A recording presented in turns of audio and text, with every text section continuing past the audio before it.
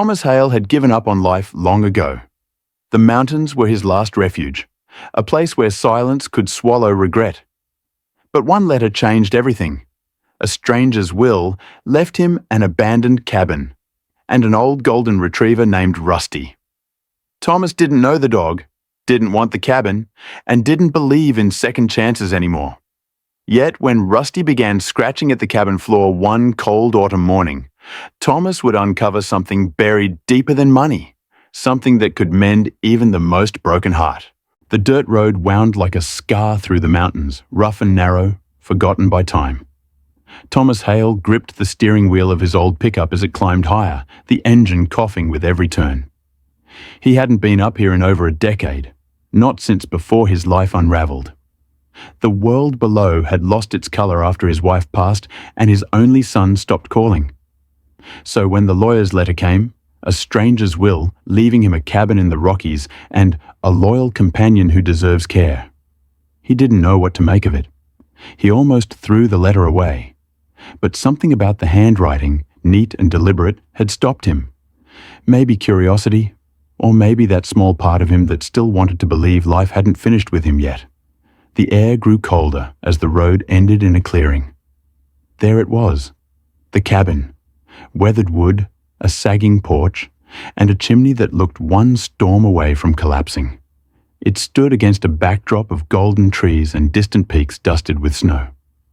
Thomas stepped out of the truck, boots crunching on fallen leaves, breath fogging in the late autumn chill. He stared at the structure for a long moment, feeling the weight of both time and silence. This was his inheritance? He almost laughed. The lawyer's envelope had also contained a small brass key. Now, standing before the door, Thomas turned it over in his hand. For a brief second, he felt like an intruder stepping into someone else's memories. But the lock turned easily, and the door creaked open with a long sigh. The smell hit him first. Dust, pine, and something faintly sweet, like old firewood. Light filtered through the cracked window panes, slicing across the room in golden beams. Everything inside was still, a rusted lantern on the table, a coat hanging by the door, and an old rocking chair draped in cobwebs. Thomas took a slow step forward. "You really left me this?" he muttered under his breath, though he wasn't sure who he was talking to. Then he heard it, a soft, broken sound from the corner of the room. He froze. The noise came again, low and tired, like a sigh that had waited too long. Thomas turned, eyes adjusting to the dim light. In the corner, lying beside the cold fireplace, was an old golden retriever. The dog's fur was faded, his body thin, one ear slightly torn. When their eyes met, the dog lifted his head with slow effort, tail thumping once against the floor. The tag on his collar caught the light. "Rusty." Thomas hesitated. He wasn't sure if he should speak. "Hey there, boy," he said softly, crouching down. The dog sniffed, then pressed his nose gently against Thomas's palm. It had been years since anyone had done that, reached for him without asking for anything. "So you're the companion," Thomas whispered. "Guess we're both leftovers, huh?" Rusty leaned his head into the man's rough hand, and something in Thomas's chest cracked open. He stayed there for a while, letting the warmth of that simple touch fill the silence. As the day wore on, Thomas explored the cabin. Rusty followed him room to room, paws quiet on the dusty floor. Most of what he found were remnants of another life. A coffee mug still on the shelf, a pair of reading glasses, and photographs of a younger man standing proudly beside the same dog now following him. In the back room, half buried under a pile of newspapers, was an old wooden chest carved with the initials WP. He brushed his thumb over the letters, wondering who Walter Pierce had been and why that man thought of him at all. Outside, the wind sighed through the pines, scattering leaves across the porch. When evening came, Thomas lit a fire for the first time in years. The flames cracked softly, painting the cabin walls with light. Rusty settled close to the hearth, his old eyes half closed, his breathing deep and steady. Thomas sat watching him, one hand absently rubbing the dog's back. For the first time since his wife's funeral, The silence didn't feel empty. It felt alive. He stared into the fire and whispered, "Guess it's you and me now, old boy." Rusty wagged his tail once, slow and certain. Outside, the stars blinked over the mountains, and inside that broken cabin, two souls, one man, one dog, began to remember what it felt like to belong again. The next morning arrived pale and cold, the kind of mountain dawn that turned the mist to gold. Thomas Hale woke to the sound of gentle rustling. For a moment, he forgot where he was. Then the creak of the old cabin beams brought him back. This was no dream. Rusty lay near the ashes of last night's fire, tail thumping lazily as soon as Thomas stirred. "Morning, old boy," Thomas muttered, rubbing his stiff neck. He had slept in his clothes, wrapped in a blanket that smelled faintly of pine and dust. When he stepped outside, the crisp air bit his cheeks, and the world before him looked painted in amber. Mist hovered low between the pines. Somewhere in the distance, a stream whispered over the rocks. For the first time in years, he didn't mind the silence. Rusty followed him onto the porch, stretching slowly, his fur glowing like old sunlight. "Guess this is home now," Thomas said, glancing at the sagging roof. He walked to the side of the cabin, where a pile of logs leaned against the wall, half rotten from years of rain. He picked one up, only to find it crumble in his hands. Rusty barked once, startling him. The dog had wandered toward a spot near the porch steps, sniffing with unusual focus. Thomas watched as Rusty began pawing at the ground, his tail wagging faster than usual. "Hey, leave it, Rusty," he called.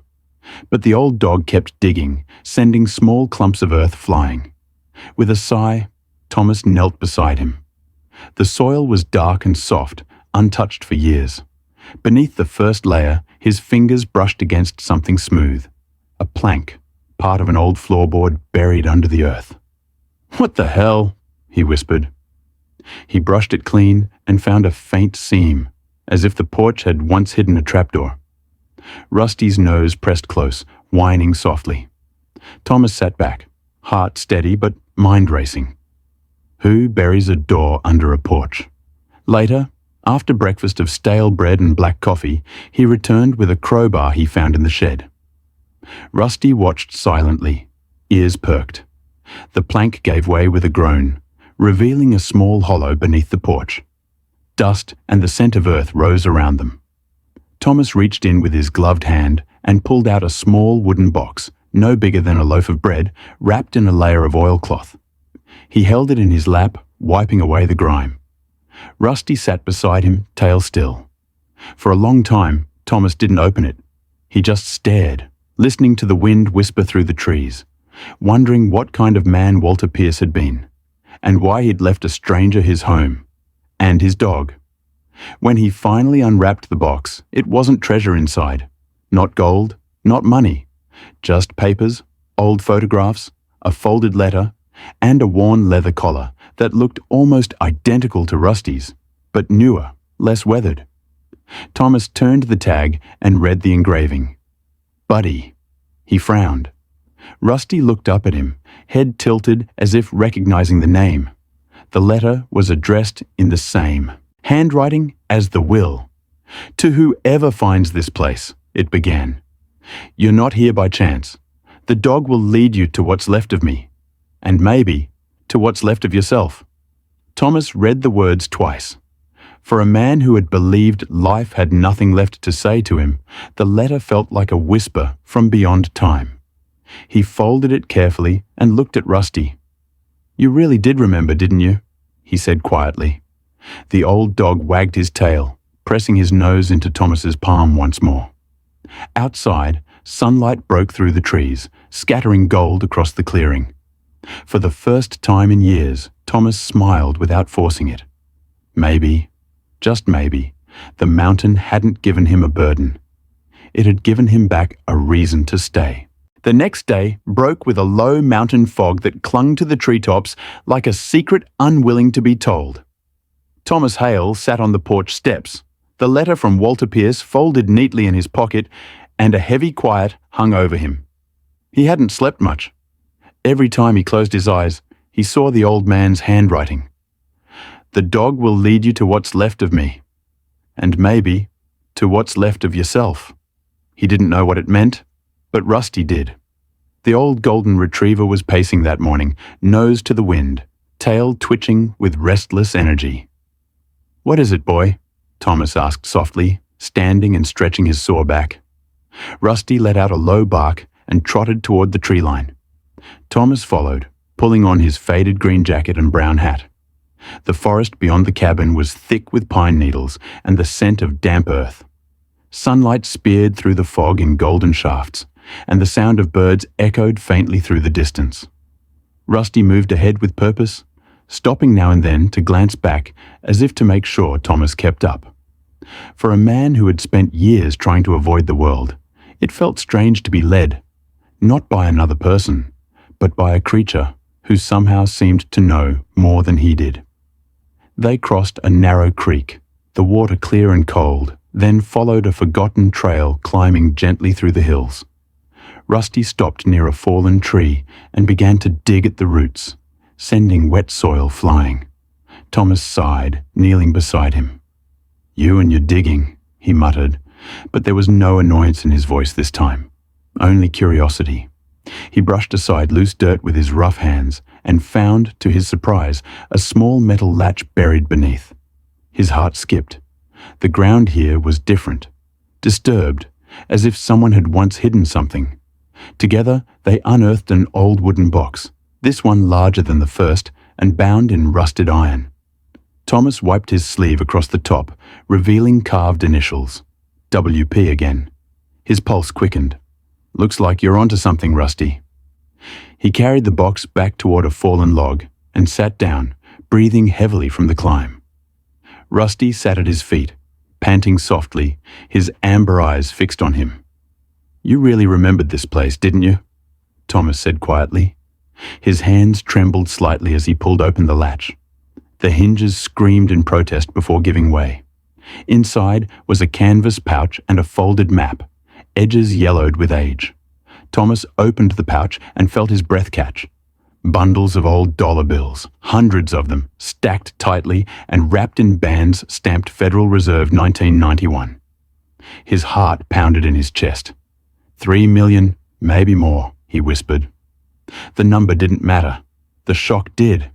He sat frozen, the world suddenly too big and too quiet. Rusty nudged his knee, whining softly, breaking the spell. Thomas looked down, tears forming behind his tired blue eyes. "You knew," he whispered. "You were guarding this all along." He reached down, pulling Rusty close, resting his hand against the dog's back, feeling the steady rhythm of his breathing. For the first time, Thomas didn't feel the weight of loss pressing on him. He felt purpose, a strange, sacred connection between him, this dog, and the man who had left them both behind. As sunlight broke through the canopy, warming his face, he smiled faintly. "Guess the old man wasn't just talking about money," he said. Rusty barked once, sharp and sure, as if agreeing. Thomas looked out over the mountain valley, the gold of autumn stretching endlessly ahead. Somewhere deep inside, a part of him long buried began to stir, the part that believed life still had something left to give. The map was old, but not useless. Thomas Hale studied it long into the morning, his calloused hands smoothing its fragile folds against the wooden table in the cabin. The markings were faint, thin red lines weaving through the slopes behind the mountain ridge, leading to a spot marked with a small black cross. Rusty sat near his chair, head resting on his paws, watching with the patient calm of a companion who understood more than words could explain. The light poured through the cabin window, golden and quiet, dust floating like memory in the air. Thomas traced the lines again with his finger, whispering to himself, "Walter Pierce, what were you hiding up there?" He folded the map carefully, tucked it into his jacket, and glanced toward the forest. "Come on, Rusty. Looks like the old man left us another riddle." Rusty rose immediately, tail wagging slowly, eyes bright with purpose. They stepped into the daylight, the world outside glowing with the warmth of late autumn. The trail began steep, winding between towering pines and damp earth littered with leaves. The forest was alive with the rustle of wind and the distant call of a hawk. Thomas's boots pressed deep into the soil, and each step felt like walking deeper into someone else's story. He couldn't help but wonder if Walter had walked these same steps, perhaps years ago, with Rusty trotting beside him just as he did now. The thought made his chest ache. Not from grief this time, but from connection. They crossed a shallow ravine where the creek whispered softly, the water glinting like shards of glass under the sunlight. Rusty led the way, sniffing along the edges of moss-covered stones, stopping now and then to look back as if to make sure Thomas was following. The air smelled of pine, sap, and old rain. Halfway up the ridge, they reached a clearing Thomas hadn't seen before, a natural hollow where the trees bent slightly inward, forming a quiet circle. In its center stood a decaying wooden structure, no bigger than a shed. Its roof sagged, the door half open, and vines crept along its frame. Thomas stopped in his tracks. "You've got to be kidding me," he murmured. Rusty barked once, low and sharp, then trotted toward the door, tail stiff with alertness. Thomas followed slowly, his hand resting on the handle of the hunting knife he always carried. The air here was still, too still. Inside, dust and decay filled the air. Rusty's paws stirred the ground, revealing scraps of paper, a broken lantern, and an old canteen with the initials WP carved faintly on its side. Thomas crouched, turning it over in his hands. "So you were here," he said softly. He looked around. The corners were filled with collapsed boards and empty shelves, but one section of the back wall seemed different. It was cleaner, the wood newer, as if replaced more recently. Thomas ran his fingers along it and heard a hollow echo. He pressed harder. The board shifted. Behind it, hidden inside a narrow cavity, lay a small tin box. He pulled it free and sat down on the dusty floor beside Rusty. The latch came undone easily. Inside was another letter, yellowed but intact. It was addressed the same way, to whoever found this place. His hands trembled slightly as he unfolded it. The handwriting was shaky but strong. "If you've come this far, then you understand that what you find isn't meant to be spent. It's meant to be seen. The treasure isn't mine. It belongs to the men who never came home, the ones this mountain still keeps. Follow the creek north, and you'll find their names." Thomas stared at the letter for a long time, heart pounding softly in his chest. He looked down at Rusty, who sat quietly, head tilted, eyes reflecting the sunlight filtering through the broken roof. "You've been guarding memories, not money," Thomas whispered. He reached out and stroked Rusty's fur, his voice thick. "And now you've led me to theirs." The mountain air moved gently through the cracks, stirring dust and fallen leaves. For the first time in years, Thomas felt like he was no longer lost. He was part of something meant to be remembered. Thomas Hale left the cabin behind as morning light spilled across the valley like a quiet blessing. The folded letter from Walter Pierce rested safely in his jacket pocket, its words replaying in his mind. "Follow the creek north, and you'll find their names." He didn't know what he was looking for exactly, but something inside him, maybe hope, maybe guilt, pushed him forward. Rusty led the way, tail swaying gently, nose brushing the damp earth as the forest slowly awakened around them. The mountain air was cool and sweet, filled with the smell of pine and wet leaves. Sunlight danced across the water as they reached the narrow creek that wound northward, its surface glimmering like liquid glass. Thomas walked in silence beside the stream, his boots sinking into soft moss. The sound of running water mixed with the rhythm of his breath. Every step felt like walking deeper into time itself, as if the mountain had been waiting for someone to listen.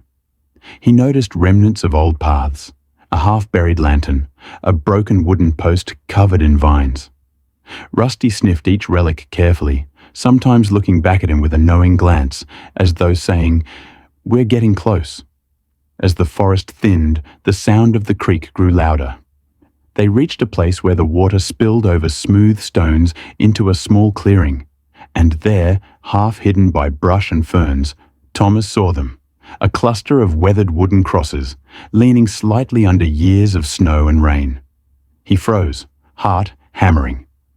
Rusty walked ahead and stopped at the nearest one, sitting down quietly. The tag on the first cross was almost unreadable. The names carved faintly by hand. Private L. Monroe, 1945. Thomas knelt slowly, brushing away the moss from another. The words revealed themselves in the sunlight. Sergeant W. Pierce. He drew in a sharp breath. Walter, he whispered, his voice trembling. The truth came slowly, like mist lifting from a valley. The money wasn't treasure at all. It was a memorial fund hidden away to protect the memory of men who never came home, soldiers who had once trained and fought in these mountains. Walter Pierce had buried his fortune not for greed, but for remembrance. Rusty, faithful even after his master's death, had guarded the past itself. Thomas felt something shift inside him. He removed his hat and bowed his head. For a long moment, neither man nor dog moved.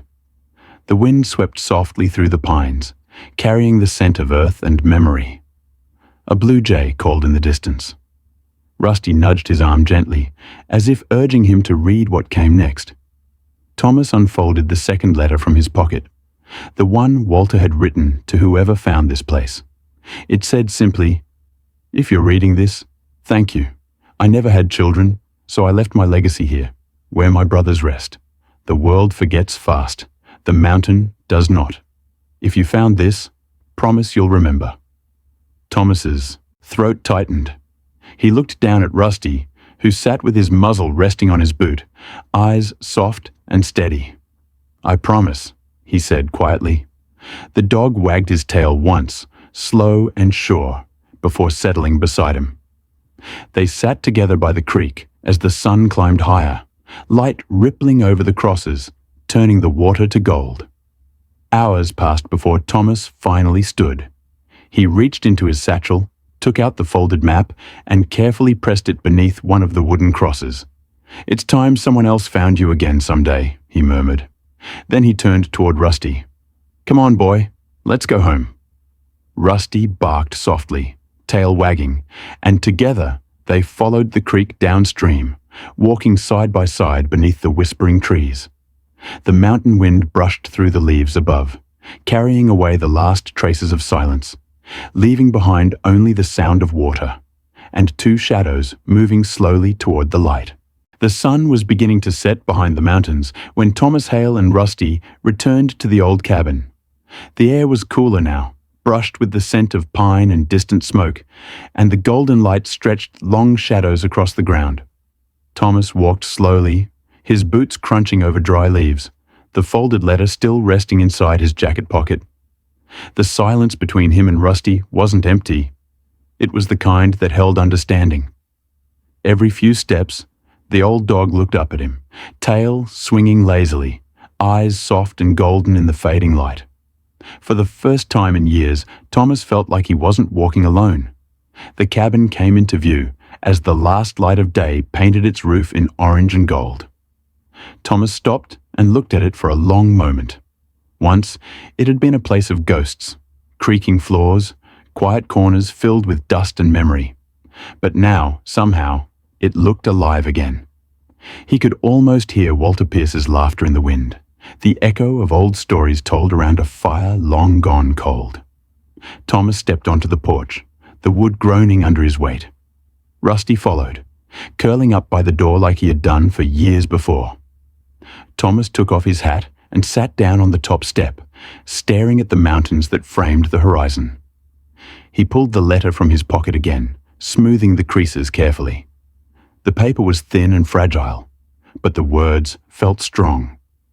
"The world forgets fast. The mountain does not. Promise you'll remember." Thomas whispered the words under his breath. "I will." He looked down at Rusty, who had lifted his head, tail thumping weakly against the porch. "We'll both remember, won't we, boy?" Rusty let out a low, content sound, his eyes closing as if in agreement. Thomas leaned back, resting his hands on the worn step behind him. The wind moved softly through the trees, and the sky turned from gold to pink, then to deep violet. The first stars blinked above the ridge, quiet and constant. Somewhere, a night bird called. For the first time in years, Thomas didn't feel haunted by silence. It felt like home. He thought about Walter, about the men whose names rested beneath those weathered crosses, and about how some promises don't end with death. They keep living in those who choose to remember. Rusty stirred suddenly, his head lifting. His ears twitched toward the forest, his eyes reflecting the last glow of daylight. Thomas followed his gaze, but saw only the shifting branches. "What is it, boy?" he asked softly. Rusty stood slowly, stretched, and padded toward the edge of the porch. The dog looked back once, then barked once, low and sure, before sitting down facing the horizon. The sound echoed gently across the valley, fading into the quiet of dusk. Thomas smiled faintly. "Yeah," he murmured, "I hear it too." He looked up at the sky, where the colors of day gave way to the deep calm of night. The cabin lights flickered on behind him, a soft, golden glow. Through the windows, it felt warm, alive. He turned his gaze back toward the mountains and whispered, "Thank you, Walter." Rusty settled beside him again, pressing his head gently against Thomas's leg. The old man's hand rested on the dog's back, feeling the steady rhythm of his breathing. "We'll stay a while," he said quietly. "I think he'd like that." The night deepened slowly, the wind whispering through the pines. Inside the cabin, the fireplace crackled to life, casting dancing light across the walls. Thomas sat in his chair, the same one where Walter once wrote his letters. Rusty lay by his feet, paws twitching slightly in sleep. Thomas picked up the worn photograph he'd found days earlier. A younger Walter, standing with a group of men in uniform, Rusty as a puppy at his side. He smiled, tracing the edge of the image with a finger. "You've done your job, old boy," he said softly, glancing at Rusty. "Now, rest easy." Outside, the mountains were bathed in moonlight, and the sound of the creek drifted faintly through the night air. Thomas leaned back, eyes heavy, the firelight flickering across his scarred face. He wasn't a broken man anymore. Somewhere between the letters, the crosses, and the loyal heart of an old dog, he'd found what he didn't know he was looking for: peace. And as the last ember in the hearth glowed red, Rusty shifted in his sleep, and Thomas smiled through the quiet. The mountain, true to its promise, remembered them both.